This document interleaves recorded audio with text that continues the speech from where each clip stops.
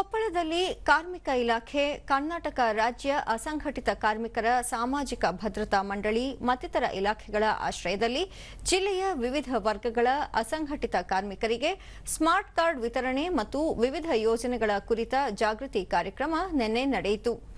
ಕಾರ್ಮಿಕ ಸಚಿವ ಸಂತೋಷ್ ಲಾಡ್ ಕಾರ್ಯಕ್ರಮ ಉದ್ಘಾಟಿಸಿದರು. ಬಳಿಕ ಸಚಿವರು ಅಸಂಘಟಿತ ಕಾರ್ಮಿಕರಿಗೆ ಸ್ಮಾರ್ಟ್ ಕಾರ್ಡ್ ಮತ್ತಿತರ ಸೌಲಭ್ಯಗಳನ್ನು ವಿತರಿಸಿದರು. ಡಾಕ್ಟರ್ ಬಾಬು ಜಗಜೀವನ್ ರಾಮ್ ಚರ್ಮ ಕೈಗಾರಿಕಾ ಅಭಿವೃದ್ಧಿ ನಿಗಮದ ಅಧ್ಯಕ್ಷ ಮುಂಡರಗಿ ನಾಗರಾಜ, ಕೊಪ್ಪಳ ನಗರಾಭಿವೃದ್ಧಿ ಪ್ರಾಧಿಕಾರದ ಅಧ್ಯಕ್ಷ ಶ್ರೀನಿವಾಸ ಗುಪ್ತ, ಜಿಲ್ಲಾ ಗ್ಯಾರಂಟಿ ಯೋಜನೆಗಳ ಅನುಷ್ಠಾನ ಪ್ರಾಧಿಕಾರದ ಅಧ್ಯಕ್ಷ ರೆಡ್ಡಿ ಶ್ರೀನಿವಾಸ ಮತ್ತಿತರರು ಉಪಸ್ಥಿತರಿದ್ದರು.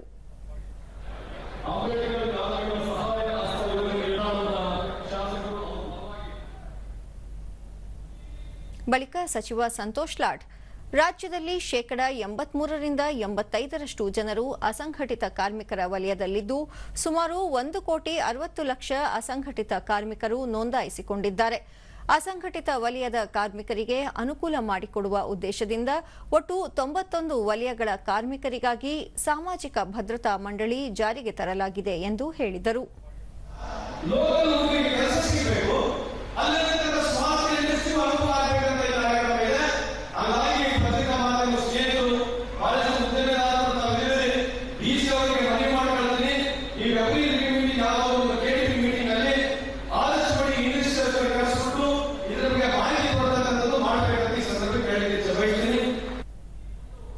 ಕಾರ್ಮಿಕ ಇಲಾಖೆಯ ಜಂಟಿ ಕಾರ್ಮಿಕ ಆಯುಕ್ತ ಡಾಕ್ಟರ್ ಎಸ್ಬಿ ರವಿಕುಮಾರ್, ಅಸಂಘಟಿತ ಕಾರ್ಮಿಕರಿಗೆ ಸ್ಮಾರ್ಟ್ ಕಾರ್ಡ್ಗಳನ್ನು ವಿತರಿಸುವುದರ ಜೊತೆಗೆ ವಿವಿಧ ಸೌಲಭ್ಯಗಳ ಬಗ್ಗೆ ಅರಿವು ಮೂಡಿಸುವ ಕಾರ್ಯಕ್ರಮವನ್ನು ರಾಜ್ಯದೆಲ್ಲೆಡೆ ಆಯೋಜಿಸಲಾಗುತ್ತಿದೆ ಎಂದು ತಿಳಿಸಿದರು.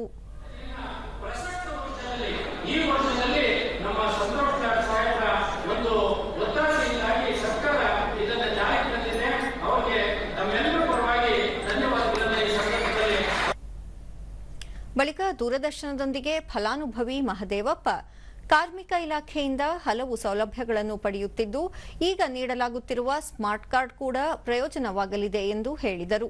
ಸ್ಮಾರ್ಟ್ ಕಾರ್ಡ್ ಅಂತ ಕೊಡ್ತಾರೆ, ಲೇಬರ್ಗೆ ಸ್ಮಾರ್ಟ್ ಕಾರ್ಡ್ ಅಂತ ಕೊಡ್ತಾರೆ, ಅದನ್ನ ನಾವು ತಗೊಳ್ತೀವಿ.